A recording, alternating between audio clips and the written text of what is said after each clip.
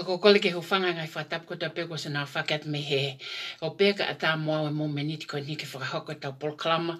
Anga mahene o ilo he poto naki ko tau pe. Neone ki matolo mai ke weekend ko uhinga ko tau ngā ue ke tau foot container. Ka ko kole ke hufanga he talamalo e whanua ka a tā mua o ke whai foot polklama ko ni. Ko ia ko whamalo ke tuelangi he tau mo ofa. Tai whiwhiri mana ko ne whai ma tek tau a tā o sia mai mo menit ko ni. O ko whamalo fo ke teia ko ngā ko ofa. Me ngai tahi ko tā pena lawa ke ne whai ma tek tau a he aho ko mari watu o tā o sia mai mo menit ko ni. O koe ko ha mea whaingofua he ku tau ilo i koe ko ha kau maa ni on ke tek tau tol. A tek tau tol ka neongo ia o ke ofa ta tau pe o tua ke maa ni pa moyang hala. Ko ia ko whamalo ke teia he ofa tai whiwhiri mana ko o tau tu uta mo uiai ai wike tolu o mahina ko siulai o wafe wanoa. O kole ke talangata e te au whakito mawat ka tā moau ke whakahoko polkalama koe ni. Ki mua ia ko whamaloat ka te motor ko tope na motokoni mai polkalama koe ni whakahoko. Mga information ko tope na lawa ke tātana ki mai ke lawa ke tau whakahoko ake polkalama koe ni ko mea mau inga a e tau whenga ke whamama o tau kakai ke ngai taau mga ngau pa politikale ko tope o whai ko ia ko whemau ke lehi lehi mo whakapotu maarie ai ngahi debate ko toa pe ko whai ko he ope he koe kakai koe ke nau si maa usia. Ko ia ko whamaloa te ka tegi mo tolo hono kotoa e ngahi ilo mo tātana kotoa na lawa ke tau whai he poni pa ko lawa putu ke taia o whakahoko. Nei kai fuke ai ke whai programa he poni ne wongo i pe ko fuhela ia o pito pa ne u loto ke tuku. Tā mahu pāt nā ka te au tala mai e mo o pehe mo o wongo i ko loto lahi ke tuku e kohela ia ka tō ma whai foot polkalama koe ni he utoton ke whakahoko he pōni. Ko ia o ko whema uai ke u whakahoko at ka te motolo he pōni ai e tau polkalama hono whakahoko pa ko tui o ko lahi ngai tala noa whakapolitikare koe ke maa usia e he tau tau te whito ki patoa Cropol, mga hitono no o whahi ngahi whahai opposition side, o even e tau tol patoa ko tau whianga ngai he angai tui mo toka te rine mo e whunga ngā ue, pa ko loto ke whamala alai he pōni ke lawa ke mahina at ka te motol, pea ko ia o ko whiawhia ke whai pui polkalama ko ia. Sai te ulawa te tau asenita, pa ne ospe koe asenita te hangalewa o kamata whai polkalama. Ko asenita ke pōni ko e tōpiki, ko langa whanua, pia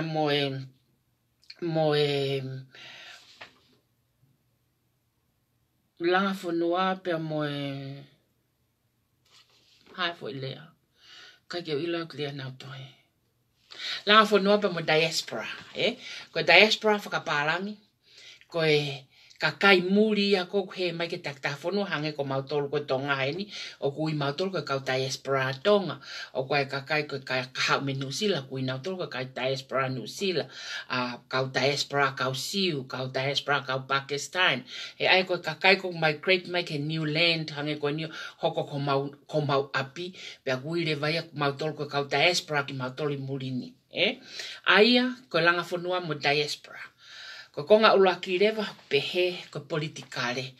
Lahi foke ngai tau launga whakapolitikare ko ai whainga mea tala mai ke ua whakapolitikare ie, ua whakapolitikare ie, ua whakapolitikare ie, pa ko whemau ke tala noa fwoi mea koe poni, e mahino ka teki mutol ko toa pe, o na toi veiveiu hataha mea koe tānoa whakapolitikare, pa mea koe tānoa ngāue, pa mea koe tānoa tohitapu, pa mea koe tānoa noa ia, o na toi veiveiu hataha mea koe fwoi winga, he fwoi mea o kuhinga ko mea whakapolitikare. Pagono wharewa ko ngai tokoni, aia ko ngai tokoni, e ne related a tokoni mo ngau whakapolitikare ke langa whanua pa mo diaspora koe murini.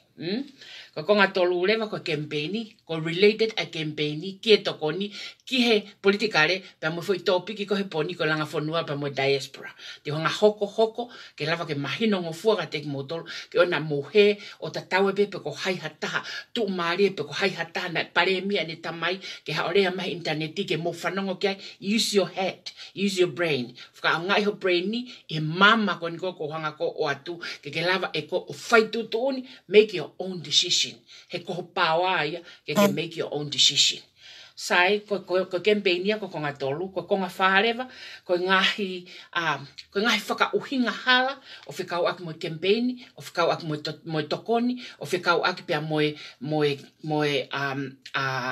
politikare o whikau aki pia mo ngahi langa whanua i he ene related ke diaspora te wete he pon ke mahino. Pako konga ni malewa ko akilisi te mo lolotongani.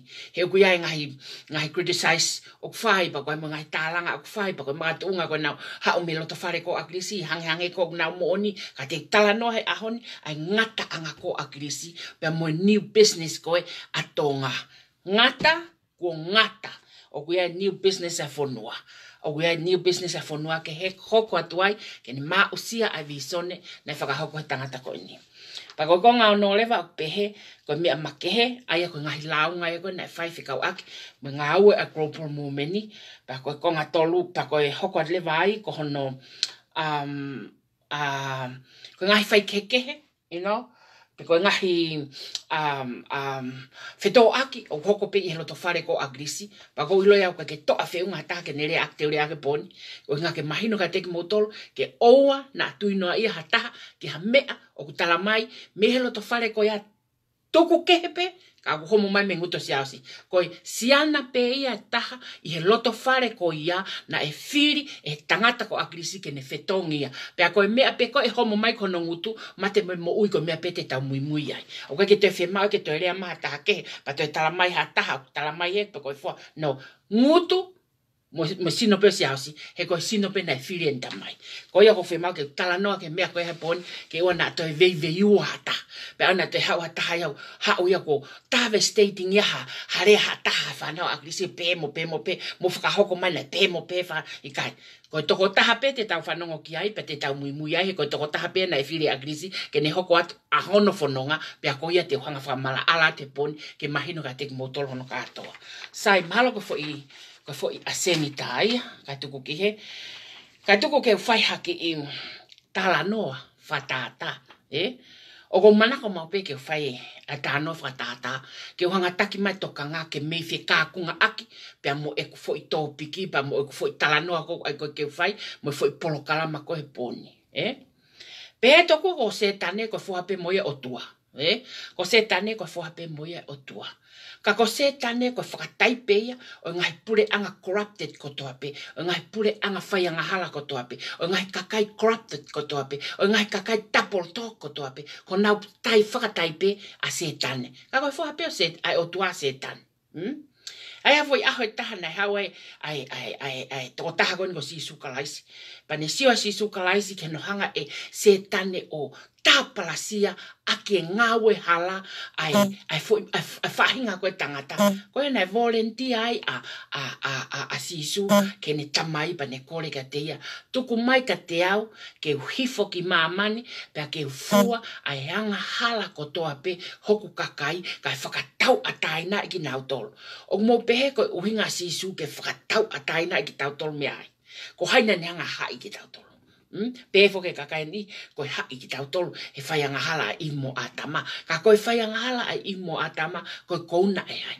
Koe kouna e se tane. He ko se tane na iai ne fo i system a se tane. Pa ko se tane koe best interest ko a se tane ko ia pe. Mi pe. Koe best interest ia a se tane mohono pure anga corrupted ko e se tane whainga koe tangata ko uhinga keha ko uhinga ko ne sio kita mo ne ofa pe kia te ia pe, Ko ia nai haere mai ai foha ko ni koe o eiki ko sisu kalaisi pa neona whakafou mai ia so sefa mo mere ka nane kore ke ne tamai ke o mai ia ke hifo o pekia. Sio koe whaahinga whei laulau ia koe o ko tala noa mau pekia e polo kalama i taimi kotoa pe. Ka pau o kui kai ke whei laulau mai masiva he kai te whiri koe e movementi ke hoko koe whakafofonga. He koe kau whakafofonga lahi koa ti mea taimini na mate mana wahe movementi. Pau totono mo mana wahe. Mo mana wahe he koe ke mo whae mo tolo o tāu mo mea koe whae koe ke whie maari e ke kakai.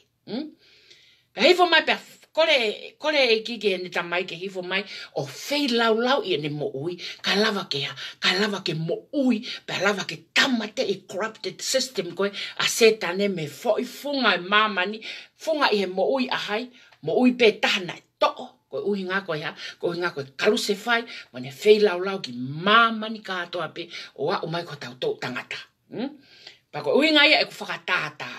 Ko uhi ngā o mai talanoa whakatātā koe ni, ko whakataipe, o mui anga, o ngā ue a kropolo, o whaia me te whito koe ni. Mālo pe whakaposi ake, hakau tama, nau pehe koe take kropolo, koe movement, koe take movement ni mo kropolo, koe otua. Ai ni koko talatu. Koe whai taipe whei lau koe, nei whai sisu, koe taipe ia, o ngā ue whakasistemi, o ku whai e patoa kropolo, pe mo movement ni e taimini. Ka oku ke hau, oku kai ke poto koe whei lau. Ka oku ke hau, oku ke hoko koko ki tabortoka i loto, i he kau koatimi. He kai ke tare movement ni a koe pakate use, a hoku energy kotoa, mo poto kotoa nei mahi o tuaka tiau, pia mo economic kotoa, kai una muimia tiau, ke mauhanga whakaha, ki he tonga katoa hovahenga, ai i kai ke tau, ke hoko, ko whakafofonga, i he wafe wataha. Sai.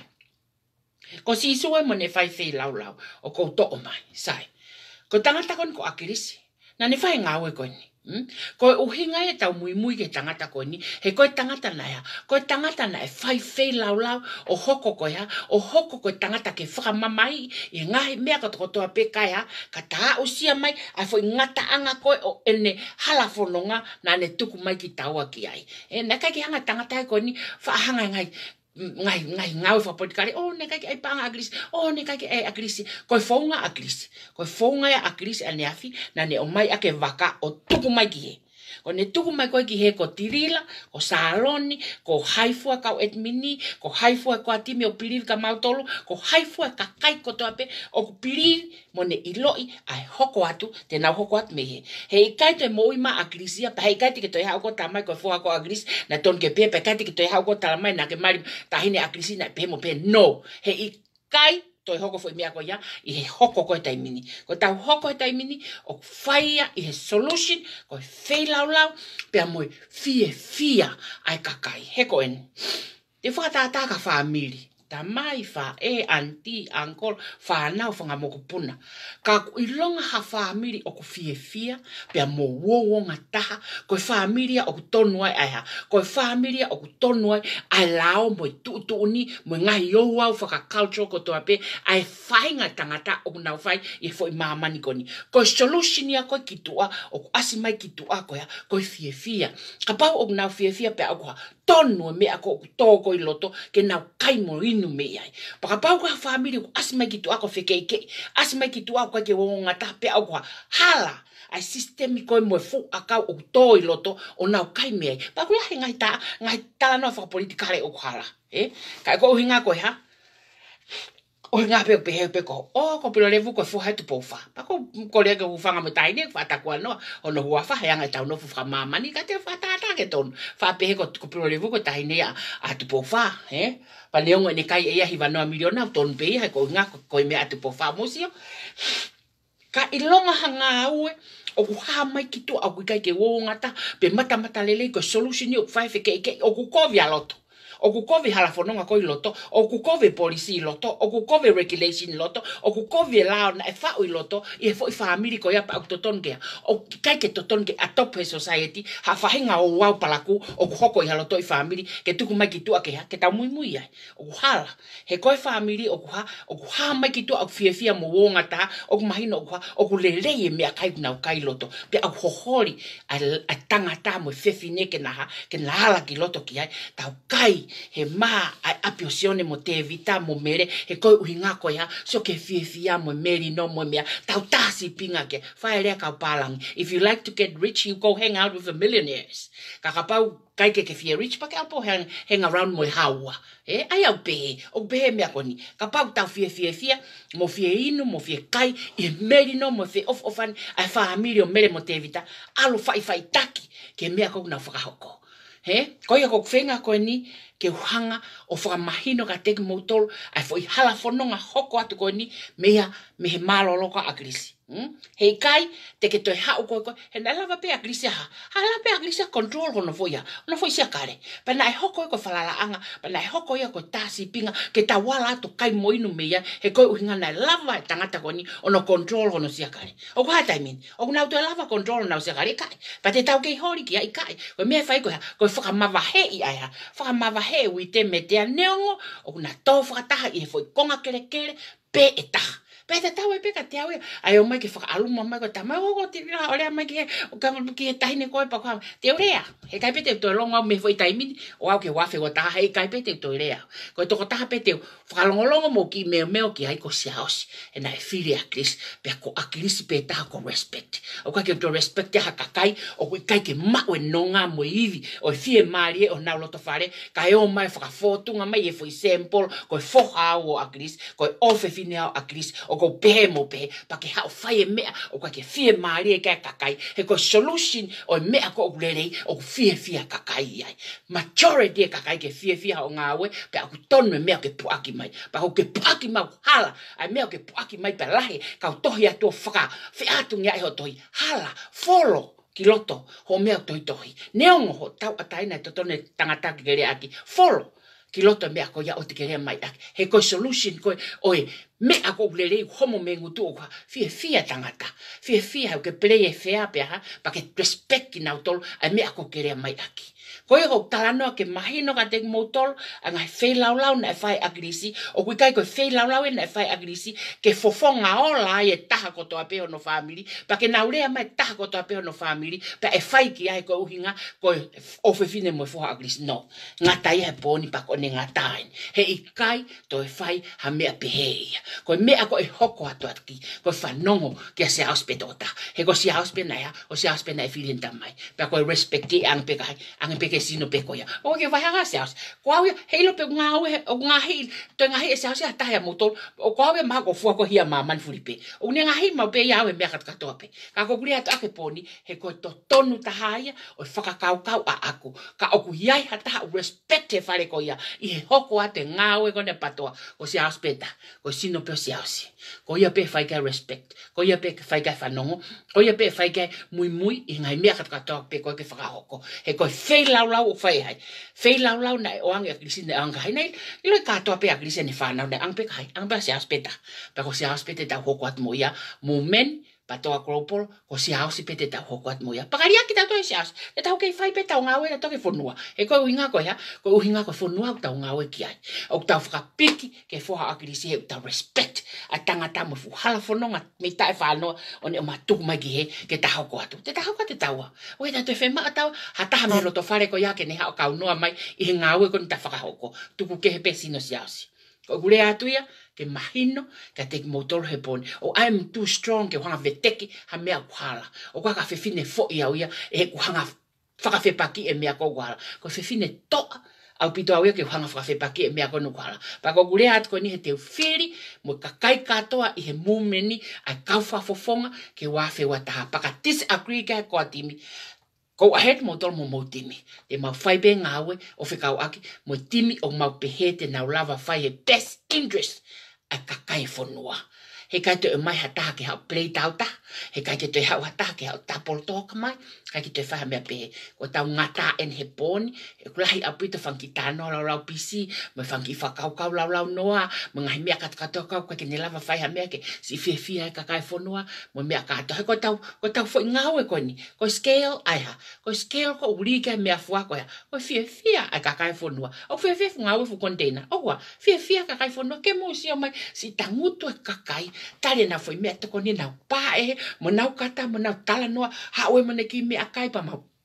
Where aki pa mau pe, na e ngalo ke o mai hafu sito, o tu pe ai hafu haka manio ke mafu haka sipi. That's what called peace. That's what called unity. That's what called happy. Koe happy a koe, ai tonga, o fie mao e toko taha whare area ke ne aloha. Ke ne alo whakahoko. Ke ne alo whakahoko ke mao he tonga, ai fia, o kune mao, o toton ke ne mao. Hau nau whai mea koe, kai, halata, e mua nau meu whai.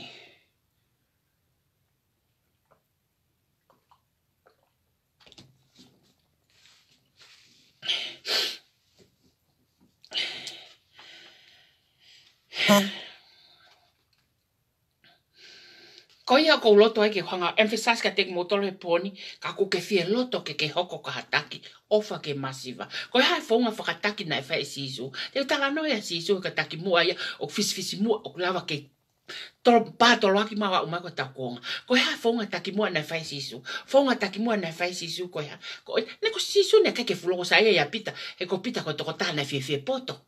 Pa ko ia sisu na fai ka pita. Na tarang sisu ka pita. Pita ta kila tu ko fe poto. E te ke ua tu o mo ai poni ku ke nga. Ka fa fisi nga ia. Pa na ton ona sisu.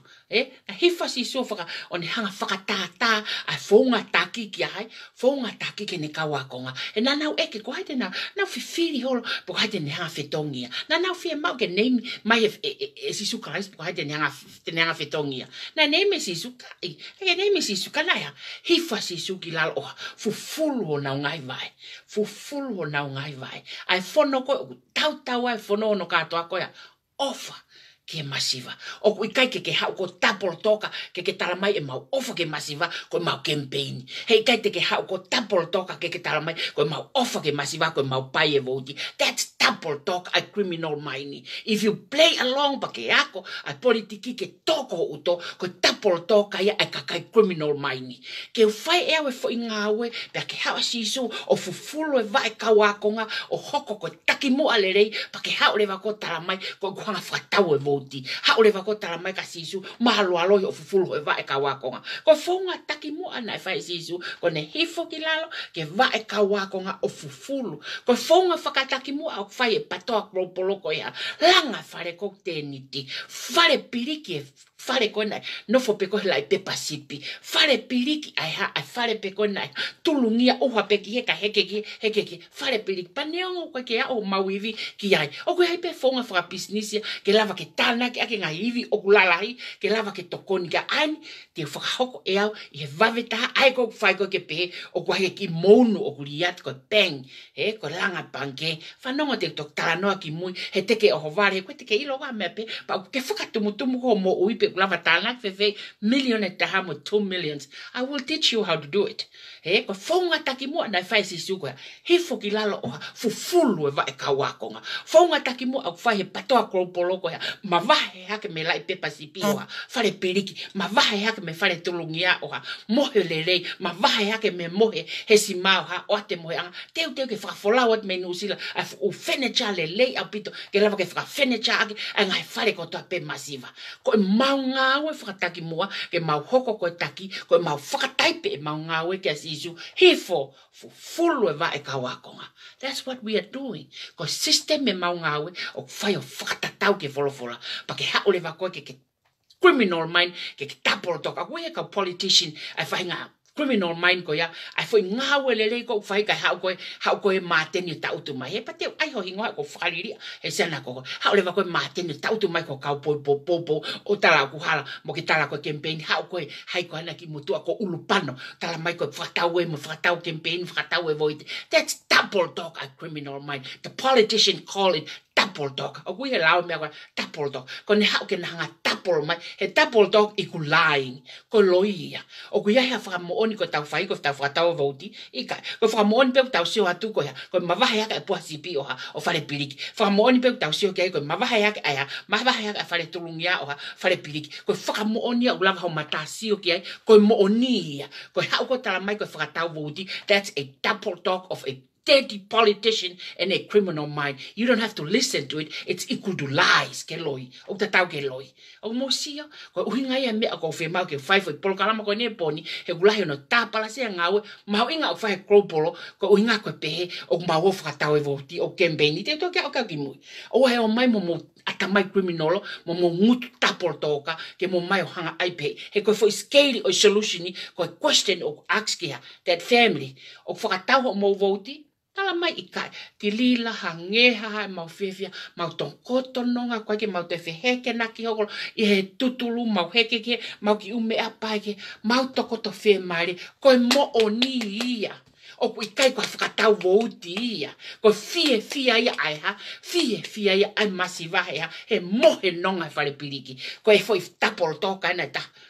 Ko fa aku tau hanga ipo ai kakai ke na fa piko piko, that's another double talk. Ko double talk ai ta criminal mind. Ko criminal mind mo ne double talk ai. O ko hoko ai pe ko fa piko piko. Ka ko fo solution ni ai. Ai fia ai masiva. Pe ka fale piriki ka to ka fale pepa ko itonga. O ko best interest yo mai ai. Mai au. Hala ta ke me ak ma oi. Ko me pe ma oi ko. Ko ale tol ngau, ko ale fa ngau, ko ale ni mangau, ko ale ta hafi, ko ale fit ngau. Ko me pe ma oi.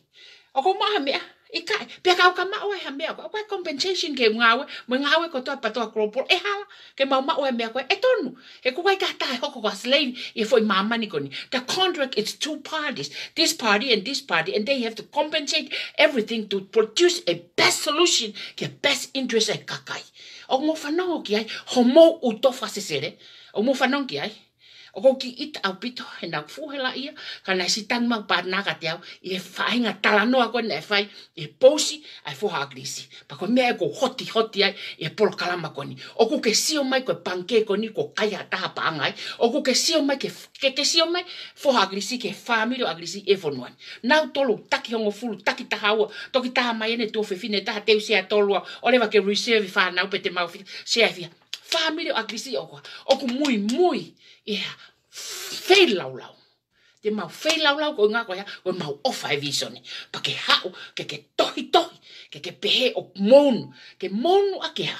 A best interest e mau fe mau ke fotua panke, e mau appreciate ho tamai ke mau hanga whai ngoia, ko akilisi financial institution, pa ke hao ke tohi pehe mai. How the hell are you?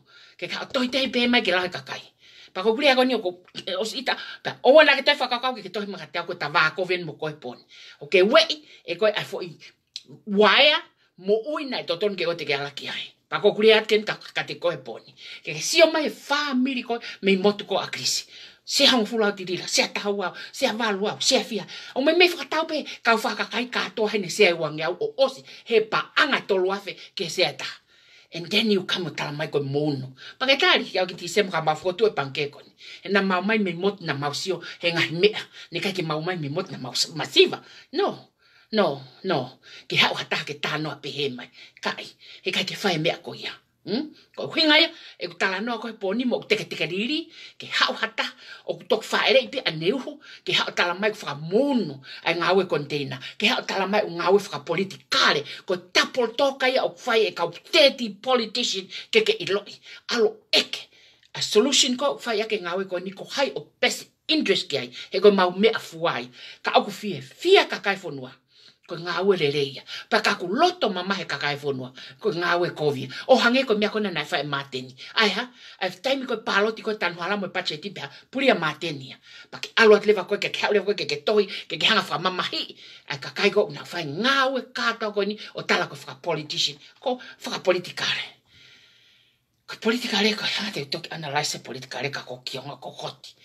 O ko ki hoti. Au pito.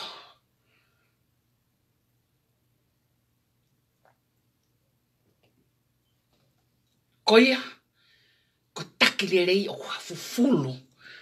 Ai wa e kawakonga. Ko fo i whakataipe ia takirerei na e tuku mai. Me a kato whae kropolo koia. Tō pe whaala kropolo. Sio at ke tulungi ala kropolo. Sio at ke skolasipi ala kropolo. Sio at ke ngoe ala kropolo. Ko whea kempeini ai. Ko hai o fia ai. He o ko kempeini a hai finau na mai neuta. He o ko campaign hai lavaka na mai neuta. He o ko campaign hai kata na mai neuta. He o ko campaign hai a maka na mai neuta. Mo hai fua ngai ingon na mai nauta. He o nau campaign. O nau whiri whare are. O nau whiri whare are. Kakua. O si o nau ki iwi. Ki tangai pe hongo fulu. Kwa ke ne lava totongi fufitu afe valungi au. Ke lava hao mai. Ke ne puripe hafu tangai valungi au ni manoa. Ki tangai pe ni mau lava si o mai. Si ene whanau. He ko ne whanau ngāwe. Tāpa he wike. That's the compromise here. The compromise is diaspora overseas and who? And the local people. O mai foi manio ke me ka ate paanga he wike. O mai foi talo me ka ate paanga he wike. Toki tātātu o tā o maulava. O mai foi container o mai si me a kai family ave ke ngai family ko heni. Pa ke hau ko tala mai ko whakapolitikare. Ko haina ne tala atu ko uto o whakapolitikare e ngawe ke best interest e kakai. Whakapolitikare ia i whia. Ko mea fua ai best interest ko e kakai. O koe mea fua ho longutu. Ke hao tohi mai o tala mai. Koe mea ka atua ku saipeto ko nika tuku whakapolitikare. Whakapolitikare I fefe. Ko wheha o mea fua ke whakapolitikare I. Tāpuni ho ngutu.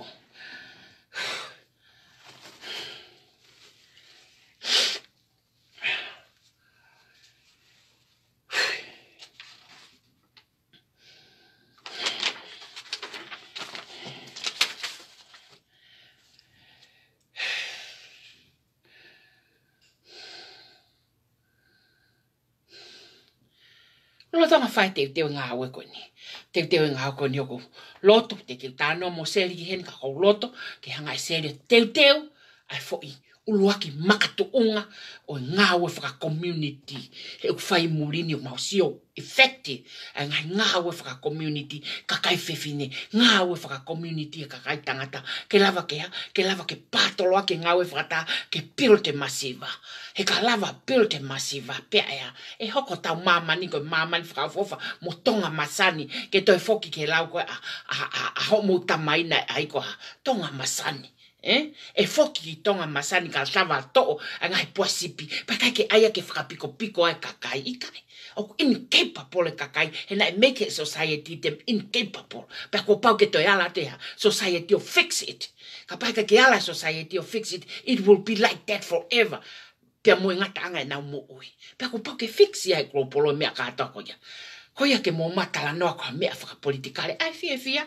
Ai family mavahe me puasipi. Ai tohi mai na fia. Ai fia e mavahe me turingea e tohi mai fia. O tala mai na whakapiko. Tala mai ko na that's a tapo talk he politikare. O ma ai foi tala no ke sound like o pe. Ka ko loia. Ko solution ni kakai. Ko foi me afua.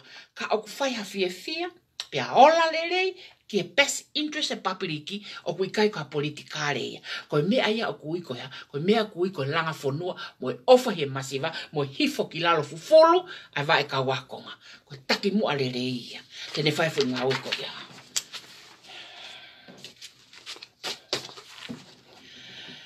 Ko konga ulaki ko politikare, O loto ke whanga whamatala, ke mahino ka teki mautoro, ai ngahi mea ko kuonga mai. Tuko wha politikare ie. He uka ke mahino ka mautoro e politikare. Ko politikare mo purpose e politikare, ko ho o make ai kakai ke agree mo ngā ue kok whai. Ka te tarat whakatata fo I mea koni.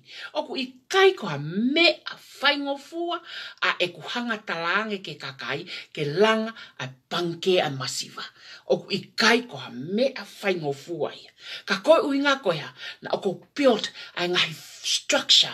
Oku build a ngai purpose. Oku build a ngai mea koe whakahoko a ki koe paanga koe kakai. Oku kore ke kakai whau system ke nau hanga whau ha fo system whakatoka ke malu e paanga kakai. Pakalava, pealava ke diversify my profit ke vahe ke kakai. Oku hanga whakatoka fo I ngawe o fiki pea tonu, pea agree a kakai ki hono purpose. That's politics. Ko politikare, when you create an idea and you purposely transfer for idea ko ia ke agree ki ai majority mo kakai, pa ko now agree ki ai ko foi me ai o kui ko ia politics. Ko politics ia sai. Lolo tonga ko teu ko ni foi mea ko ni. Lolo tonga ko ni teu ko ni ai foi mea ko ni mo use ai power ko to pe o ko mau I ho atamai pe mo yako ko to pe na aku mau pe mo experience ko to pe na aku mau mo politiki ko to pe ko o ko hekai pa use foi power ko ya ke wanga transfer ai foi purpose of pankeke kakai. What happened? Bite kakai. Pa ko ni bite pe ko kakai pa hangaki ai foi sia e wangi au he panga tolu afe. Mate mai kuha osi ka anga fu tolu wafe ko ia. Osi whakatau e fu panga tolu afe wafe o sia e wangi au ko ia. Ko to hiki mai create loketa. Ko to loketa ko ia o kuha. Loketa ko ia ka mata ke tata na ke e wangi au sia e wangi au ke. Ha mea koko taimini. O si toa sia whango fulu. Whai mau whakataha mau lipa anga o whakahoko koni koti. O si talahake nau tolu te mau taki. Hongo fulu walu taki hongo fulu.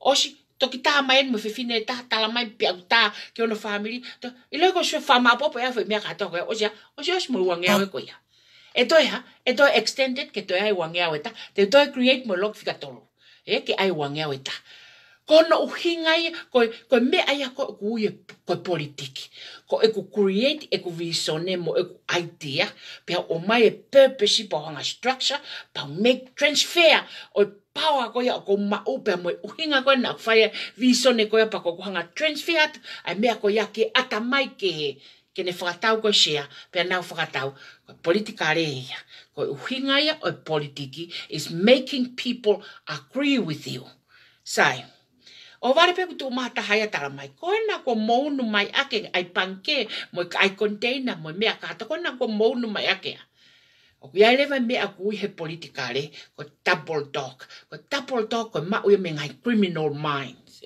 ka ya hata ku ne fa ya ngai tano fo tu I hono mai ni criminal ke ne fa hoko ha me ya fonga kaka fa ku leva ko double talk aya hu male ka double talk tala mai ko na ko tililana tene kai panga ko kona ko tililana famun mai akie kona ko ngai mea ka to kafe hui ko kai e tilila paanga e pange pe ko sio tilila ka paanga e pange kai habe mea tilila fai kono structure mo transfer I purpose of e pange ke understand e kakai I mea ka to ko ya tau mua pe ke ya tamu ape ke langa fonua pe moya me feinga ke framanatu a tangata na ne o mai nga we ta o fanoa o tuku mai ki he ka o eke at ka mo tol ko to ape na mo o muhanga ko o tapol toka foi aitia ko ha mo me fai e framanatu aka akris fa vai pe mo toi ke pe ko fo ko akris o ma inga o toi kai avo toi li ke veve you have to do something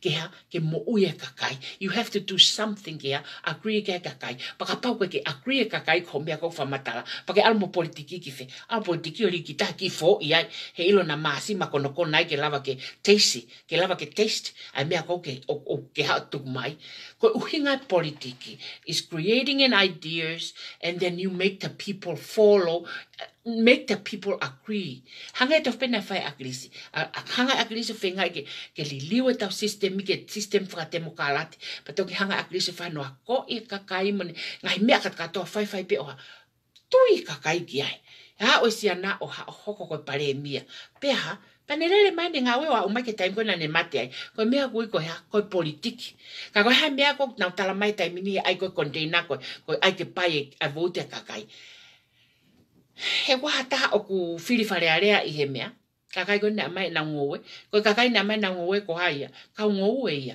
e filifare area ka ngowe he wata he ka o ka family ko kakai ko ya o mai ga na to na ki o filifare area kai ko ke ha vote se kai ke hata hai filifare area ke winga ne me ako ai ka campaign ka ko foi idea ko ha me fe ha me tapol to ko ka teti politiki hange ko maten mo oto pe ko tala si ai fa fu pala ku ya ko maten ko ma o tana ki pe ko ni ke au ke wa fe wa ta ka to ka blow it out ke ilo ka to ta fa wis to la to hi ma ta fa fe ka ak mo ko pa ko tai mine ko me ke o polo pe ai maten e nga lulu ho sea e pa ko ne nga lulu pe na ko ni ko hu ki to ha ka te ta ko ki to wa fe wa ta ko mo ngo fa fo nga ko ati me o na ta wat mo na wa he ko me ku ko politika re ya ko ya ko make people agree ko me ak fai pato ko polo kapa mo agree ke ta uta container ha me mo fanonga ke kapisi ha kapa mo agree ke langa ta pange ha me mo agree ke kapisi kapa mo agree ke ta langa fare ha me mo fanonga ke lapisi ke mo fanongo ka me o ku ka ke mo tui ki ai ka pa ka me ko ke mo tui ki ai o te mo fanongo ki ai he kono mo ni ko ya ko o tapol to ka mai ko personal agenda ma na pe ko fu panga ko ya ka ya ta ma ko na fu me na pe o ma na ko me ko langa e ka pa ne ka ki ai ma ta mai ka ke lava langa ko ngata agrisi e ngata he ka ke to ho ko ki he ko si ngata he o ma to le ma to fo business he e fa ka ausi a foi ngawe pa ke haule va ko hoka ta I ma to chi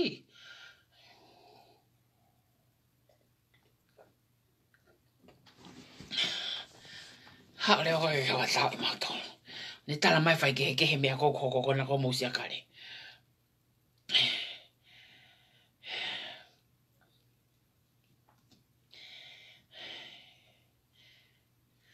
O agree ka kai mo ngawe ko akropolo he ko uhinga ko ya o ngawe akropolo ke best interest ai ka kai ko me agree ka kai to ko lai ke mo frato ka ngai o agree ka kai to ko lai mo akropolo he ko foi ngawe ko akropolo o i best interest ya ai best interest ya ka kai pa ka pa i he best interest ka kai pe ko ya ko hala fo no ngai o tonu o wai ka hala fo no ngai e hala e best interest ka kai ka pa na ko best interest ko a mo salon sai best interest a ak mo salon ni sai pa pa ko best interest ko mau ka admini sai mo ono mo lao ka ko best interest la nga fare ko hai masiva best interest mai condena ko hai ka ngo best interest la nga ko pange ko ya sai ke fo no pa nga ka to ko ya best interest ko ya ko ma we dividend ni va ka kai ko na o na invest na fa shares me pange o mosi ko fere vai ai whakamonu ko huma e whakamo ika ko huma e whakamoni me teti ko ulu teti politiki ko ulu o huma i mea fo iria ko whakamonu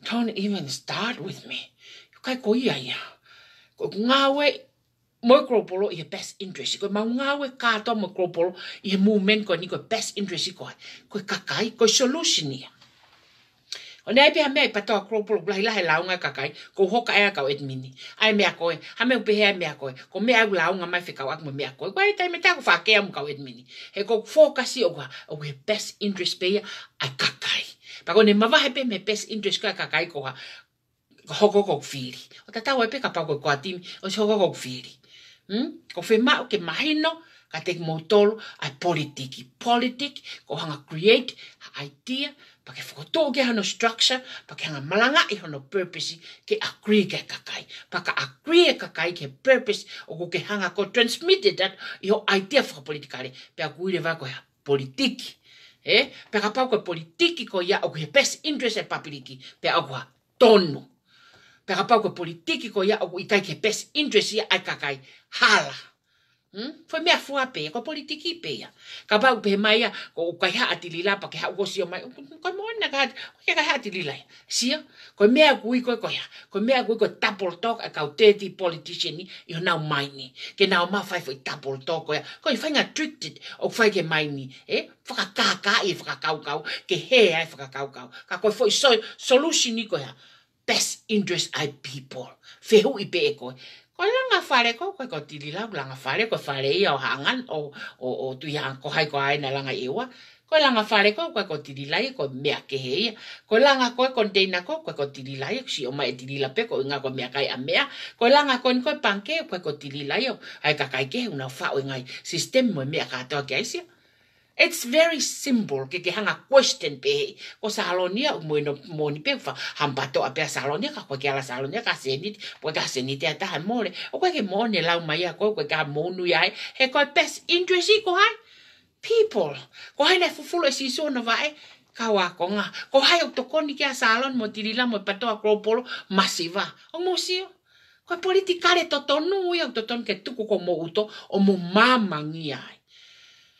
Kau tu yo main politikale.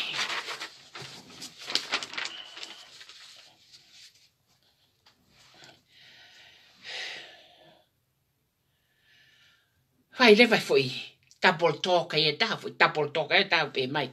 Ko na o ai ke ma wa na me a mo ha fo. E ka ke hanga whakahala ien ka pa e ma wa ha me ka ko en. Ko satisfaction ka aku yai hame satisfaction hange ko ni provide la fare benefit kakai fa afu container benefit kakai fa bange benefit kakai ta satisfaction on ma satisfaction on ma kakai sai o toton ke compensate kakai na fa me ko ya o toton ke compensate ka aku ha compensation now no hala ta ka compensation now so ko me ko ke mo mai noi a time ko na double talk pe mai ai o ai ke ma ha me a salon mo tili la ko foi skate foi me afuan o ke ri ke ko ri pe ke la nga fare pa ke pe o la nga familia tili la mo salon mo la nga fare ko na mai ika o ko container ko na me ka ya tili la mo salon mo me ko mai ika de ko la nga kon ko e pange mo me ko tal na ke tili la mo salon sin ikai pe ko foi italia. The satisfaction is provided ke people of the land ke pua ka ko kai ko maua pa ko na wo mai ko double talk pe mai pe mo understand ko ya ko tedi politiki aya ka wanga wa mo ka kai ko na personal agenda Professional when they are working a professional, o ke take advantage of professional workers here. O ange fair compensation kalava ke use now genius pa mo now potom na weaving our work ke now create me ke benefit ai ka kai maulalo o hange ko fulu va e ko na whakahoko sisu. Ako haina ko mea ko politik.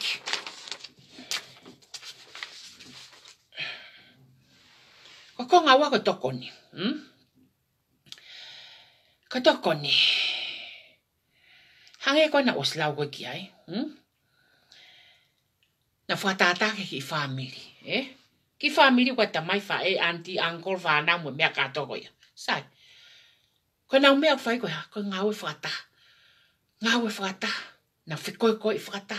Na langa family whata. Na hape whai ngā mea na whai whata.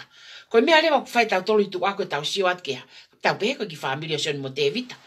Tau siwat ki family ko sion mo te vita. Tau siwat ke maa ene whanau e alke ako. Kapiten ene whanau e ako. Nau mau lotu e. Nau whangafu mea lere. Wai nau whangafu kaha. Wai nau whangafu waka.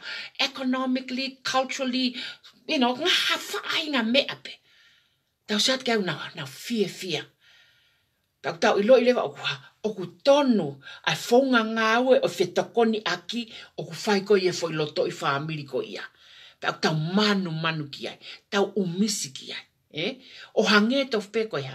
O hange to wheko polo kalama to koni ko o whai ko e ha. Ai ni ko o whai ko e patoa kropolo pia moe meni ko ni. O sio atu peke whare tulungia. Tangi moe. Whaka o wha moe mea ko ia. Ha mea leo whai. Tokoni, tata naki, kakai whaafoi aitia, tau tokoni sio e whakaofa. Sio atu peke whare kogu, awangia mai pa koe ki poli o no fwai, wai makau elderly people no fwai, tau langa foi whare koia. Oku ai ka interest a mautol, kai, ko interest yo mai hai, mau he kakai koia. Oku toton ke hao kakai koia ke ekenga nautol, pe oku tatau moe hae nau mo ui he taimin, mo aneafi he tulungia. He te nau talatu pe hange koe nau tohi maka te au te lila, mau osi hewa ni peki mau toli mamani. Ko ho o ngā we mo ho timi, oku whakawhie whia te ki mato. Kai ke mau iloi mato pe ngata whe mau tulungia, lau ta ue tulungia. Oku mo sio, koe fo i tala noa whakapolitikare ia oku ha. Oku ao ngā pe oku ha, oku mo oni. That's the fact. Oku happy ai. Happy people. Ka oku i kai koe ha, oku i kai koe whakamounu ia. Ko o mao e whakamounu meiwhe. Ko o mao e benefit atirila mo salo ni meiwhe. Ko o mao e pai votees meiwhe. Ai voters meiwhe. Ko o mao e campaigni meiwhe. I kai koe mao me whakarieria ho uto. Ho uto i whakarieria ko o mao me iai. Te double talk a wui e kau palangi ko double talk mo uto whakarieria o ku ke kuriete e mea koia. He sio atu peho mata ke whiawhia ai whaamiri mo osipa angat amurini ke tokoni ke family ka ke haupe tala mai ko mon ko pai e voters ko campaign uto i vale uto i frasesere hoko ki hai na fa o tua fa o uto frasesere pe ke fa o uto ke haupu aki mai ke ha ke mau fanongo ki ai aki mau tolo o ku kava hia o kai ke mau ha compensation e ngai langa me ako to pe mau fai ke masiva ko mau fakatata ka sisu e na hifo fufule va e ka wakonga ke mau o fai pe e masiva tau ke ai fono koto ape ofa ke masiva o hange ko ofa pe ke te koe whakafofua ka pau koe whare o langa o koe te ke tala mai ke tuku pe te ke tala mai ke ai ke fute te au pe fute whanoa ai rea ko asoni ne kai ke iloi pe te mau te whare a whena mau e a pegi lai pepa koe pe whare piri ke asoni pe hoko asoni kua o fute te au baha asoni tala no he internet te mini ene whiawhia ta kau moe ha e mau whiawhia e mau siwat ke kakai koia ke masiva ina mawahea ke koe ki olonga ha o mo tala no palaku whakarieria ko oho ko ka hai tala no kovi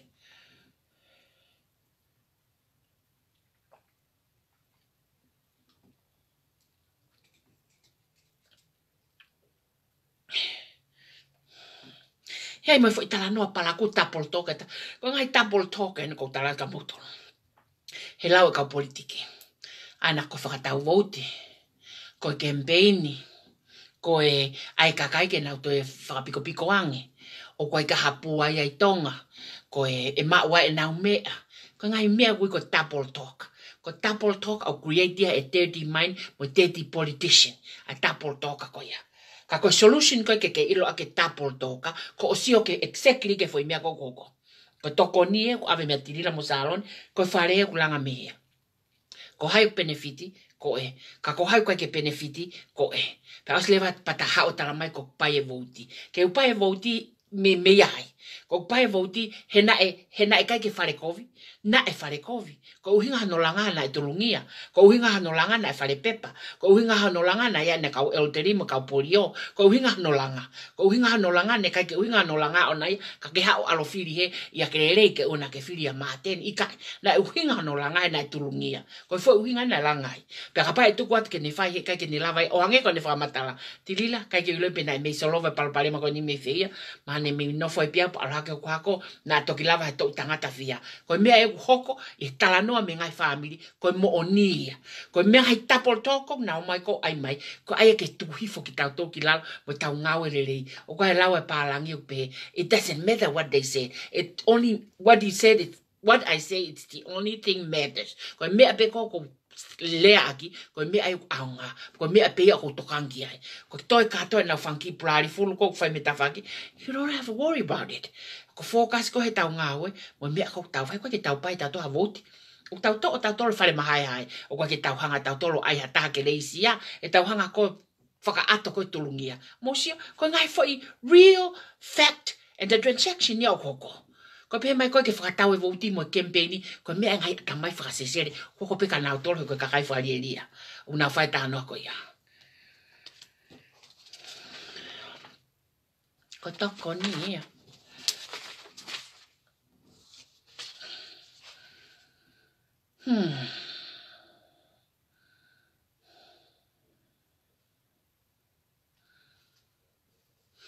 mo whanong kia, ke ngai tapol speech ko e kakai, o te mutui ke ngai tapol speech, ka mata e poni ko mutu atu fitaulak mua pe mea pe, pa ke pehe atu. Ko foi mea pe ko usio kai, nai tulungia whare koe, pe langa whare koe, tirila mo salon, mo nau kaulanga pa malu e foi whare koe ia. Ko foi mea ia ko foi mea mo nia.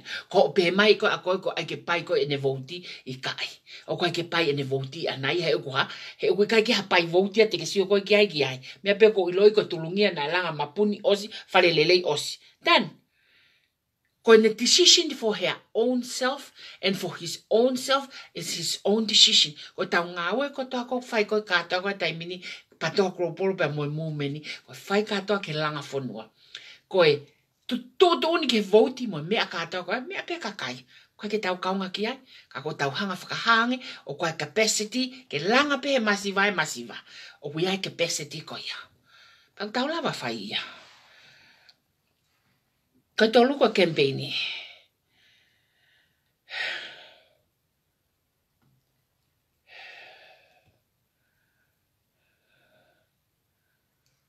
Mahalo ko os lave hongo konga ki waki mo a ke campaign. Ko campaign ni o kapau ko ni hau ko tala mai ko ke pai ko voti. He ngai tala no whakarieria una lava ko hanga ko fai. O ko campaign ko pai. Te ke va vea campaign mo time campaign. Ka ko ha me tau fai time ni. Me tau fai time ni ko tau hanga tata puni ai ngai masiva i tonga ke lava ke nau hoko ke ha. Ke lava ke nau hoko ke ma e na mo i mo nau fia. Ko mea tau hanga ko whakahoko. O kwa ke tau o tau tolo peat. Mo tungi o lunga. Ka tuko mo whakapiko mo to e lei siang e mo tolo e kapai. Whai ata toko ni neo pa usi e ngai toko ni ko tape patoa. O kwa pe ngai pa usi i au whai mai. Kau alpege mata ange na tol ko na wango inspect ai ngahi application ko o mai ngai email ko o mai fikau ak mo toko ni o kwa ke fu abuse fe he kakai ai toko ni kakoia o ko hanga loto ke hanga faka mama ka tek mo tol ai ngahi double speech ko na o mai fai ta tola nga fare ka tala mai ko pai e voti fai ta tolo he uta konte na ka tala mai ko tau hanga tau tolo ai na tolo ke na to fa piko hang he fai tau tolo ai ke langa panke ke tokon ke tau lava tokon ke mea fai ekonomika ai fo no ta mai na tolo ko ha ta mai na toko fo imon ko ngai double speech ai criminal mind mo daddy politician and you don't have to listen to it all you need is to walk away from it o fai ho ngawe ke ofa ke masiva Ke ongo ke fia, ongo e masiva fia. That's what the whole politics is about. O koe ko uhinga politikia, ko ta wota to whainga o lelei, pa na o matolo na tolo whainga double speech, a criminal mind, pa tau tui tau tole ki ai, no. Pau ke tau tui ki ha, ufulu vae na whai si suhe koe whai lau ia. Ko tau ngau e whai koe ha, koe whai lau ia. Whai e mea koe ia koe mea totonu, koe mea ai au fia kakai. He koe solution kou totonu ke tau sio ki ai, ai fia koe kakai. Paka pau fia kakai, pea koe ha. Ta koe whai ngau e ku tonu. Ko haia ke hao te tohi matala mai koe mouni. Kau ka rorea ke pusi.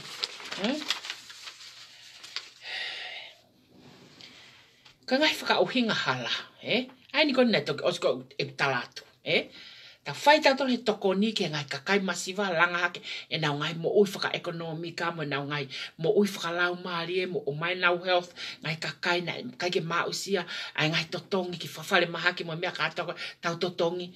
O mātara mai koea. O mātara mai tau o pai tau voti. O waha voti e pai hata o whi mau ke tai olo sisi kai kai mate. O mo soange whai ngā couple speech of nau whai, te mou tui ki ai kai. Pa koe mea koe ni koe hau katoa mea, hau mea kua timi tau te whito ke siana koko Martin. Who knows Martin? Hau ne ila Martin ko ne hau me whea. Pa koe ne hau tala noa mai, ai whai ngā couple speech koe, o toki mui whai whangi vare koe ki lalo. Ua ia tae ne hanga whai whaka politikare, ai tokon ke masiva. He koe whai mea fua koe, koe fia a masiva. Koe whare piriki koe masiva o koe kai ka pai votia. Koe whare piriki koe whare tulungia o koe ka pai votia. O mea gui koe ha. Mea koe fufulu a vae o kaua konga na e whakahino koe siso. Ke ha? Ofa ke masiva. Ofa ke masiva. Ofa ke masiva ka hau ko tala mai ko ha. O ko aloha whenga ke mau monu mo mea katoa koe ha. See, only if you know how much I spend. Konga ni ma. Akirisi mo lolo tonga.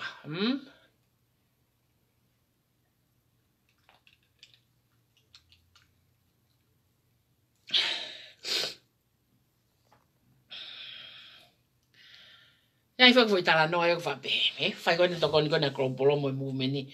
Pehe toku ai na kai kia. Pehe toku ai na kai kia ai pānga akirisia. That's akirisi. Ko akirisia.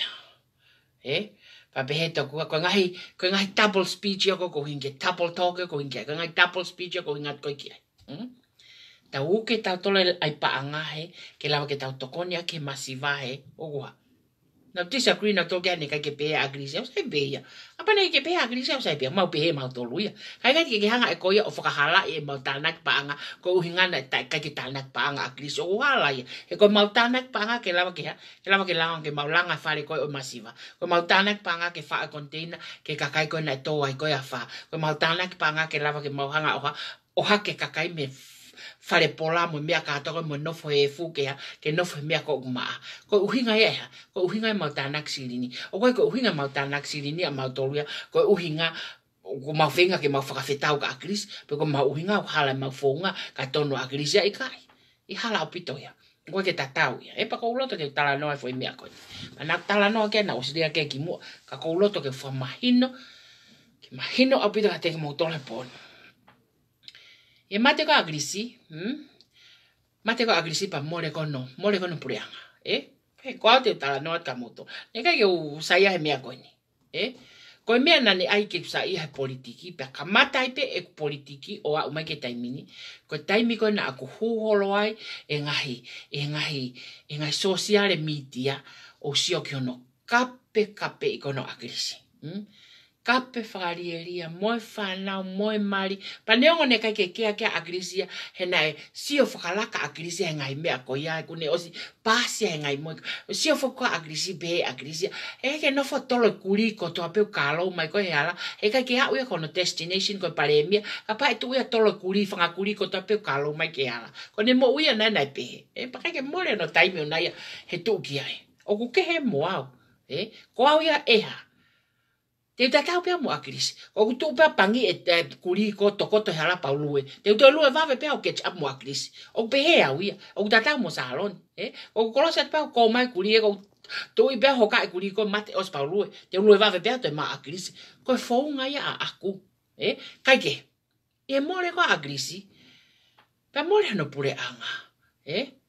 Na unofo ke wako, ai mamahi, na aku mao, I fo I momeniti ko ia. Pa unofo ke wanga analaiso, ko hai mea na kamata politiki. Pa unofo ke wanga analaiso, ko hai mea na mata vai, he ene taki, mo taimi na ne whai ane ngawe. Ko ha hono malo hinga. Ko ha le soni, o kone hanga tuku mai maako. Pa na wako, ai mea pe ua, iai. Pena nerea mai ake mea uruaki ka te au ke tuku e kape. He koe tangata whaakataki. Na e focus pe ia I he mea o aonga. Ne kai ke hange ko au. Pau toki nofo leke o kompea. Na e ta kape agris ka ko kape. Pau pe o ko lava pe a whai. O ko lava pe a tōheo ki tau kape. Pas pa pau to e laka ola pe o catch up. O koe ke fall behind now. He time ko kape. But I have to defend myself. Kana aku wako ko tangata whaakataki mo focus. Koe ua, ai ko hinga whaakataki ko ne commitment ko e siana. Ko commitment ko e siana, na kai ke toia hataha me kuonga agrisi, o lele mai a wa umai ke kuongan, e toi commitment lahi tahang he tangata ko ia. Fere kaupoto ia. Koe kaupoto, fere kaupoto logi ako. Ka koe commitment, na kai ke toia hataha e laka tangata. Na respect, he kau politikare ka toa tangata koni, he koe commitment e tangata koni ne kai ke toi laka ia hataha. Sai. Ko noa mea koe na uksio koe ki ai, he kumamahi koe ni koe, he more koe ni koe pule anga nau. No for study, koe hatu punga mamahi. He koe ke hata ae tō me wharearea, na wharearea katoa pe. Nau lavare ke utala mamahi. Koe mamahi he uku more ai ha, more ai pule anga mo whaitu tu uniki ea, ki he tuku hau ai kakai.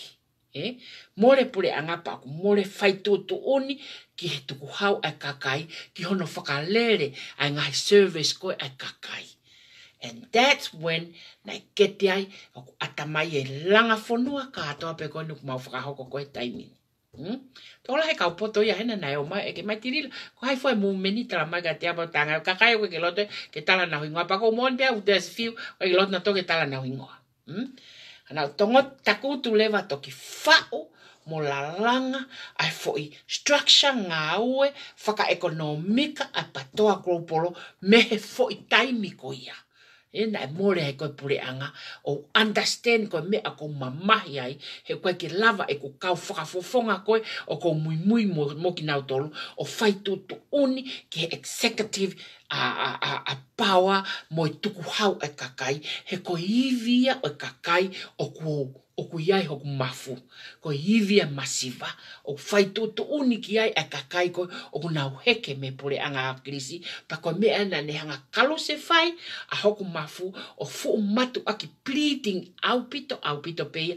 Pa whaka au ngai I tā mo rea kovi ke taka atoa pena e heke. Pa koe taime koko tautu ai koe ki lalo pa hanga calculate. Pa hanga tā mo fo I ngawe anga. Mo sio ke tokoni koe masiva, pa na e anga peheni lewa. Na aku fie mao, ai patoa, ke ia ene ekonomika I loto pe, I fo I ekonomika ai pure anga, pa ke na fe auhi. I need them to make a competition. O hange tof pe, koe competition e kau milionea I Amerikani, ai ngai cooperation lalahi pe mo pure anga he kuhanga ea ngai cooperation lalahi o pai ea a decision maker ko ea executive power ko pure anga o ko American pa time ko na to mai foi system ko pausio kai pau pe e alu e taha heke ko to pe to tangata ko to pe he kai pe te lava tuku heke e heke pe ko mea ko te fai te hanga develop ai foi economic for all ke oua na aha, ke oua na tokanga kakai koko o kai ke heke mo whai ma oni ho nau whatongia mo ofa he masiva, pete nau toko ua, pete nau toko tolo, pete nau toko wha, pete nau toko tahafitu, oua na nau tei tokanga, pe wori ka more pure anga. He kua, oku nau nofo, mo fu vai, oku fonu, I he mea whaka ekonomika he, ke nau hanga oha, o whaka lere, a kakai koe fonua ke ha, ke nau best interest. That's the first thing. Nai hau koko ata mai. Pa hale me na kuhanga kamata a hono whao. Na ku kamata lewa ke ha. Ke whai toko nia. Ai masiva ka lava ke usio ke patoa Kropolo. Mo fu population e toko ua mano. Who is capable. Ke ne whai ai ha. Ai fo i visone mo idea ko whai. And then I start hunting down, fishing among her members ko o ha patoa Kropolo. Ko au na aku hanga whama opo mai ka kai katoa oku. Sai e nau ekonomika mei hefe, me he main page o mai ki loki, o mai o fotu e ngahi loki. Pa whikau e ngau etmini ke whakahu mai ki ai, pa nau mai ki ai. Ko ai loki ko langa whare, ko ai loki ko loki lalanga, ko ai loki o ngotu aswani, taha moua, o ko ai loki ko loki kaungue, o ko ai loki ko loki langa whare, ko na koe ai ngahi wahenga, whakavahenga, o ko ai loki ngahi tokoni kehe peia ko whakahoko, o ko ai loki ko loki a disability to kamata. Ko pae katoa mai e au e kakai ko toa pe unau poto he develop e nau economica without telling them, without asking them, ko o nau os poto pe ki nau tolo, hono develop e me, o pae katoa mai o matuku ki e. Ngahi loki ko ia pe osi pe ha, pau fatu wai fo i sistemi, pau fatu wai fo i ngāwe. Ko tonga oku ha, ko tonga oku, ko ne kolo ako ya, ko ngūwe. Ko ngoe me tonga ka pate tau o mai ki hen ea, e lava he diaspora koi murini oha, o whakatau, pe te lava he diaspora koi murini oha, o lako paanga ko ia, o ave ki tonga ke tokoni ko nau ngai family. Pa neongo na e hofi, mo lao ngai, whai whenga mo whai, ma e laisen mo mea katoa ko ia, ke whakahoko, ai fo i ngawe ko ia. Ka mata he ngoe. O wale pe mapuna pe, i he fo i kakai katoa ko ni, ai tlanga whare. Ko ksio ko ke ngawe ko le rei ko ke ta ofia ko tang it is a good thing to ton ke fa langa fale he taimi ko na ksio ke hanga pure anga o ngawe hala ak a patseti ke na hanga ko increase o ya deficit 60 millions ya patset tan hala ke tolnga miliona o ko ka patseti ko ni ke tanu ak ai hala ko patseti ko ni ke available fani na unima ke lava ke na hanga lava fai ak ngai double speech ko na ko fai ma ko ka tek mautolu ko pa anga mautolu pe to ak fai ak ngawe patoa ko pa anga ko pure anga fai ak ngawe tanu hala mo pai ko ngai maka ka to ko anuku mo lavu mo saya mo hau ka to mo me ka to pa anga ya ai ko pa anga ya ka kai masiva ko pa anga to ton ke mo o hofi o te mo mai mo to o hofi ai ngawe ko patoa Kropolo fai ak pe ai fai ak pe ne pa anga pe ana ya mi hono ka kai ko taimia na develop ngahi mea katoa pe o atamai ke hangalanga ke iai ha foi economic ai ha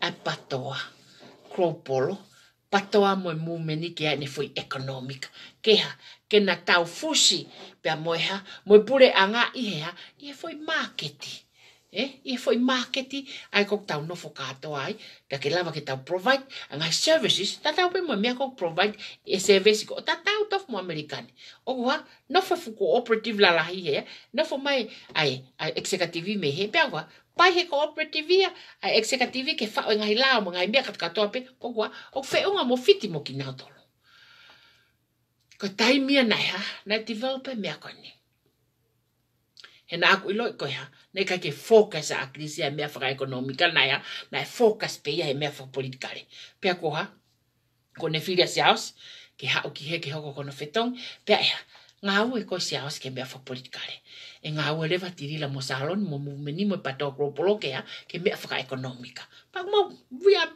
very active e ma fa nga u ko ya ko akirisia mo lolo tongani pa he kai te ke hau ko ne kai ke mau whanongo mato ke rea ato akiris ke ue whātana paanga hafua paanga hala mo hafua ave ki mea koa tanu whakatai takau nove pa kai pa avo riki tahi ke teki nai moana ala to he atoai na kai atoa foi manpuna he waha o na atoe ai mai tala mai ne kai ke tahanak paanga akiris he kou ilo ia koe double speech ia koe ke ha ke teki ke hanga whakatriki ake atamai ai kakai koe ni ako malanga i kakai ke ona nau te tuiki ai double speech focus pe motol kakai e ngau ko lerei ke tau tokon ke masiva ko outcome lerei ko ha ko best interest of people I for project ko ya ko time na lava ke to develop and I faka kau ka to ko pa ho mai ko mata no mai ko ai ke benefit ai te ke haoli ha se ni te taha mate o ke algo ke kohi mo ke comment hol ko ai ke benefit ai ko ke ilo mai pa anga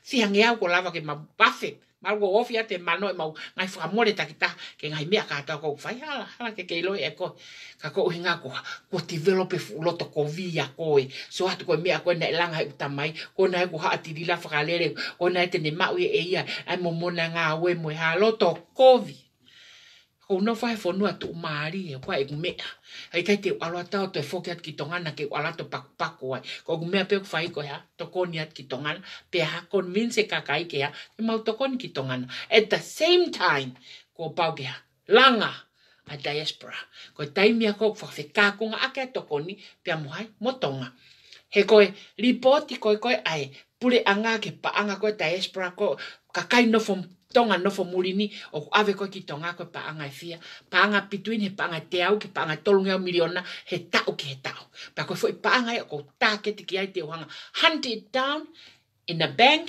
in the farekoloa in buying goods in everything ko sirini ko ya e tana ki he pengo ni ko ai a patoa ke ne fai ak ni ngawe pe te uhanga o fa o fo system ko ya ke o vale ho mo mata ka to ko na motor o ka ke mo ilo nothing about it e hoko it is ma peta oni it's so quick ke develop ka ko uhinga o ko agree ai kakayo mui e tau ke whainga politiki ko whai. O kunau agree ke foi purpose. O kunau tuiki ai. O mau ngau e whakataha o mau iwiki ai. O mau sacrifice. O mau whailaula. O mau tuhe uha mo la hono tāna ke sirini ke langa mea ko ia. He o mau tui ka lava foi mea ko ia.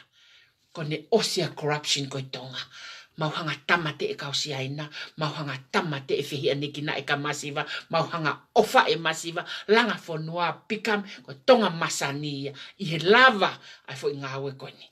Pe o te ke ofi mai ki ai ka pau ke iloha, mea e tahwhika o aki moia. Pe au ai koa timi, ia teki mou tolu, kwa ki mou tui ki ai, pa koe fwoi toko tolu en ko os mau. Ko ne September ko name ki mou tolu, and I'll pull you away, me timi ai move meni, he ikai te mou toi pipiki ki mou tolu ki ai. Lotonga whakasio sio whakafofonga, os mai whakafofonga e ua ke ngo fwoi wahenga koe, toi whakafofonga ta, ke fwoi wahenga district e ta. Pa te name e September. O kai te fie mau ke hao koe mo best interest ko mo business mo family o kai te ke te hao ke fie mau koe mo best interest a koe ke whakatau e ha mo kau se aina koe ki te fie mau ke pika se aina ka mea tahe tonga pa te mau kamata he te mau kamata pe no langa a kau ngowe mau encourage kau ngowe ke nau ngowe mau lotonga whao e fo itimi he taimin ke maunga supply ngowe fie tō ngoe hai ke supply ngoe. Mea katakato e alu ki ofisi ke monitor e piven, ke monitor e seaus, ke monitor e ana, ke monitor e nau tolko tope o ku he human rights. He ko mea whai ai uri ko lo tome he, ko sio mai ke paangau alu peke seaus. Paangau alu peke seaus, alu peke ofisi. He ko he ko filia akrisi ko tamai ma respect. Pa ko tama pe meta ene mea taranoa ke ai, he ko mea ia ko na filia akrisi. Pe os, he ko tau whakataha ko ya. Ko tau whakataha ko politikare. Tau toki o family ki mui, ta no family ki mui. Pa o motor ko ngai family mu disagree ki ai, o ma vahat ke ta whaki, pa kai pa mo ke ta whaga mateni. He ma os lava me matolo se atu ke family ko tohi ko e whai ko mateni. Ko wahet, whai mea ko ya. Tu pere a mai ka mautolo e ko ke mau no fole atu. Ko tai mea tok whai ai ko vakovi. Ko mau sio, ko akirisi a ko e mo lolotongani. O ku kehe lolotongani ia. Kia mo akirisi ko e aneafi. Ko mea whakaosi, ta hoko mai ke mea makehe, ma lolo ta polkala mai poni. Ko mea makehe ko ngai launga. Kakai whanua, o whi mau ke uri atka teki motor he poni. O kua e sotia, retire sotia, ko no ingoa ko son tūlua, o ku maari mo whiwhine ko malama ko ni hao me nomuka, pa kua mo whiwhine ko paia tā ai, o no foso oreki, pa kua mo whiwhine ko Michelle, pa halapia o no fono usila, pa kua mo tama ko ulupano ngā luafe, pa kua mo tama ko li hailui, pa kua mo whiwhine ko valari hai hono whakaiko, ko foi taki katoa o patoa international patoa nusila patoa ha ko ki nau tol na olimpia tuku tau o na uie na ngai kulupo ko ampat meni ko ape ko patoa ampat meni aya o kuya mateni ai tonga tapfa oa na toi whakalawai a candidate ko ia i tau ka hao oa au pita Nau toluen nau hanga whai launga ke pure anga Amerika o whikau aki mo ngai container o mai ko launga ia oku. Ko launga ia oku o ko whai ko ai whiwhakatau aki tae business. sai. O os te kia party. O os alo ai blaisini, os alo ai ek mea katoa pe os maui. Wa ke taha mea lava fai me katea. Ko mea lewa ko hoko at kai ko si o mai pure anga Amerikai, o ko ma fu pa anga lahi I mea katoa ko ko ngahi o mai container na talu pe no fai me foloa ai o mai container o mai ko tau kuongan me ke fai pe o te ke hatahaya. Taimi kon ne fai ko laisini na matalano mo GPA, mo CPA I hen American. Tala mai tilila, we just do it na tau fai pe little and mostly na under the table. Na teka hatata ne make it big. Ede ne make it big. Paneka ke tokanga mai pure anga Amerikai kia. Now koha, red flag, koha, ko tokanga pure anga Amerika kia. Pea eha, who knows? Na fao halao in the near future. O guai be ufia Amerikani, o guai be manioke Amerikani, o guai be ai talo Amerikani, o guai be mea katoa Amerikani. Eh? Who knows? Na fa'o lao pata of katoa mea katoa ko ia.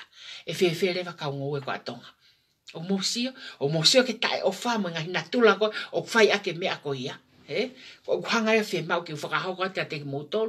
A ki motol ko toa pe o mui mo tala noa ko ia.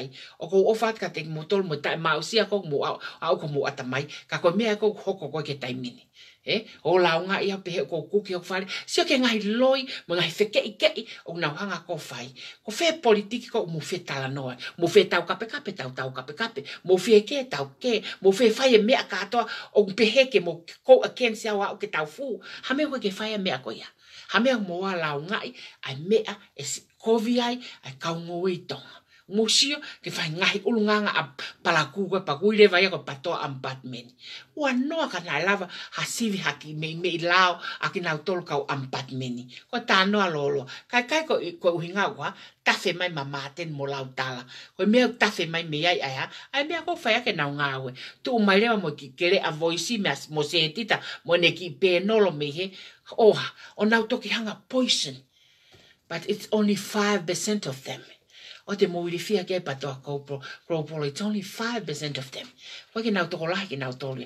Ka koe mea peo nau whai koe ha. Fulahi nau, whai whanga palaku maharu sia kakai keu nau pe kakai poko hea whai ngā mea koe, ono lahi koe no sen mai koe ka te au. Koe ngahi lao ngai, whe kau aki mo mea katoa koe ni ke mo awea, he kakai koe ni ho mo ngā awe, nā koe hea mea mo whai, tai whakalau sai pe au ko mate ngata. Pa ko au lahi protection, pa ko au wai kakai lao ia, nau hao takai a te au, nau lao na tol protect ia. To kanga au pito, o mo feo hi mo kakai koe ni, na ia mea matu tamaki, pa mo toa ke kovio nau lao ngai mo tol, he nau whakarieria ho nau atamai. Ko ia ko whatokanga ia, ke fo ita whaaki ko ia. Ko mea makehele wa hoko, ko ngahi whetō aki koe ni koe, o hoko koe ni koe, i he loto whare koe ni koe akrisi. Pa mo whanong ma koe ke umao ke ure aki. He koe ke loto ake fuesia he kakai e mea koe ni. Ko lau tala, ko kiri maire, ko ki loia ko na ko teisa, ko hai, o nau kou against pea siaosi. Ko uhi ngā koe ha, he nau tui na tau he lo ngutu ko māteni.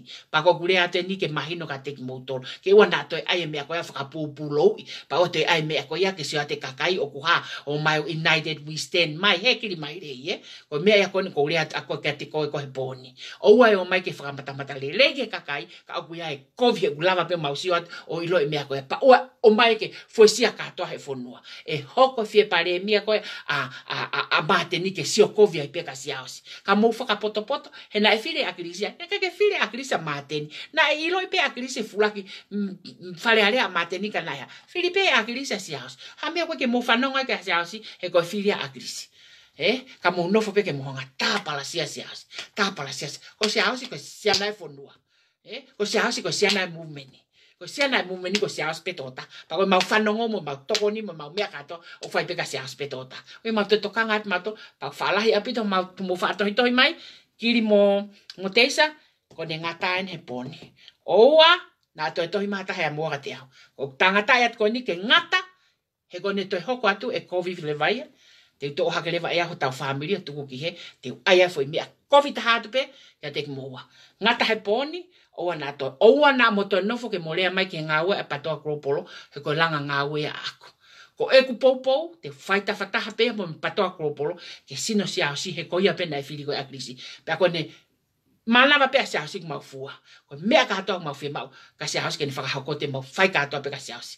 E toki launga mai, ai, tohi mai taha mihe, LA, chapter tala mai ka te au tilila na ave mau toko nipa whakafofa lo sarine ia ne kai te ki whawhitu taki pehe ange ka lo sarine iyo whakafofa lo sarine he koe ka tai ela ein e tala noa mo lo sarine except myself koe katoa kau ela eina koe mea peku whai koe o koe wheturi whawai holo peke o mui mui holo ia hai mo ko au o ko tala noa ki ai ko au ko whakawhiho ko takinga ke ofisi koe tokoni katoa pe ko pau ke alu ke ofisi me ia ana mo siaos mo piven mo hai fua na tol ko ofisi o tok fai distribution ke ngai vahenga ko ia ko pau ke alu me aka to pe ke office ko toke ke mo miko ko ke fai ke me tala tu ke ave ke office ke tok fai me distribution he ko sia o si beta o puti understand ai foi ngawe o faka hoko kon ko global mo movement ko ia ko ko le ta ka te motol ka to ko na ko i helo to fare ko akrisi mo fai motol no hapata kai holo ko mateni hapata kai holo moto fua motola mateni tapu apito na kolos helaini ke neala ke whakafofonga tonga tapu uloaki he koia e whakafofonga e movementi na e whakanofo e akirisi ke ne whetongia. Ko mea ko ure atu i he pōni ke ngata. Pea ko ne ngata e ni o nato e hoko atu. Mu whaiteri ha mutolo he hoko atu. Ka ko ure atu ko ni he kulahi ai tohi mai koe ka te ao. O whekau aki mo ngai pōsi o whai mo muloto whare. Ta ofi. He ukovi. O koe ke sae mea ko ia. O whaarieria mea ko ia. Mahina, tukurewa ia.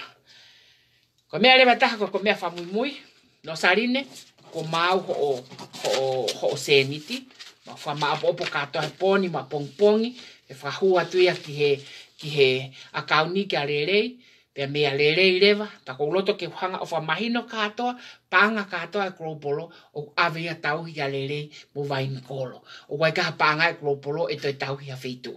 Rerei mo vaini kolo. O na whai tauhi koia. Koia, lo sarine, ko seniti e avea te hui ka hau ke whai ako project. Ko container was arranged pa ko ne toa to sirinika te koe whakatau lewa o mea kai ke whaat ka te koe ke hoko atu ake langha chapter.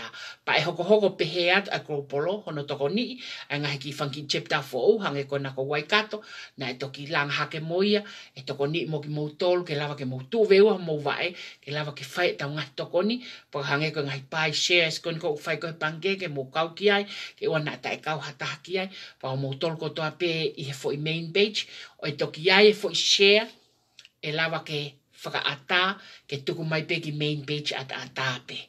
Ko pau ke whakakato e maungawe kon ko i ngai chat room ke share skato ko ia. Pa ia ere me foi allocation e tuku mai ki main page ke mo tok whai te rihai a ki mo tolu ko atoa pe ku whe shares me main page. Ka ko ia ko ofatu pa mo ngahi chapter 4 o ko toa pe o ko kole atu ka pau mo whainga taha ia pa mo tohi mai. O ko whakamalo at ka teki mo tolu ko toa pe na togoni mai kon teina ko ni tau whakahifo vave au pito tau whakahifo whamalo at ki siado whamalo at ki teksisi o tonga hena teksisi ke carry on e nau whai mea kai ko whamalo at ka tek motol whamalo at ka tek motol ko tape na mo whakaanga e polkalama o mai uta ko nko e patoa ke lava ke tokon ko mungai family ko whamalo at ka tek motol na mo tokoni mai ke whakahifo mea ko ni ne kai ke mi lava whai toko tahaya o fat ka tek motol hon ko toape tau te fetuta te fok mai pe e to na ke kau ke te hoko te polkalama anga maheni o ko special heart to ka patoa ke tau te hoko atoi pa pe ai polkalama ko fai ko ne hoani ko o fat ka tek motol and good night everyone, good night everybody.